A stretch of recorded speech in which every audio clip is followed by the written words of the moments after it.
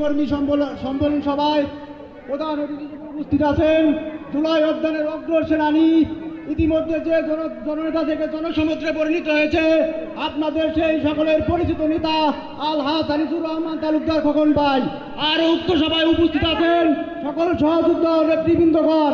আপনাদের সকলকে আমার ব্যক্তিগত পক্ষ থেকে ও কালকিনি সৈয়দ আবুল হোসেন বিশ্ববিদ্যালয় কলেজ ছাত্র দলের পক্ষ থেকে সংগ্রামী শুভেচ্ছা ও বিপ্লব অভিনন্দন। সংগ্রামী নেতৃবৃন্দগণ, আপনারা সকলে জানেন এবং বোঝেন বাংলাদেশ জাতীয়তাবাদী দলের পথ চলা শুরু হয় 1978 সালের 1 সেপ্টেম্বর শহীদ রাষ্ট্রপতি জিয়াউর রহমান হাত ধরে।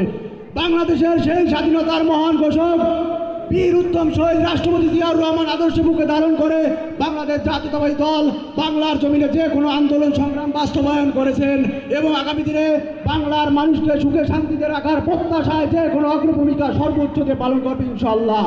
সংগ্রামী নেতৃবৃন্দগণ, আপনাদের সকলকে আরেকটি কথা বলতে চাই, বাংলাদেশের যে কোনো পরিবেশ পরিস্থিতি বাংলাদেশ জাতীয়তাবাদী দল, বাংলাদেশ জাতীয়তাবাদী ছাত্র দল এদেশের সাধারণ মেহনতি মানুষের পাশে ছিল এবং আগামীতেও থাকবে ইনশাআল্লাহ।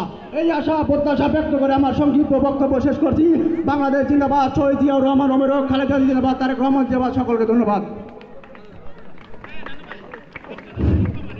বাংলাদেশ জাতীয়তাবাদী দল আয়োজিত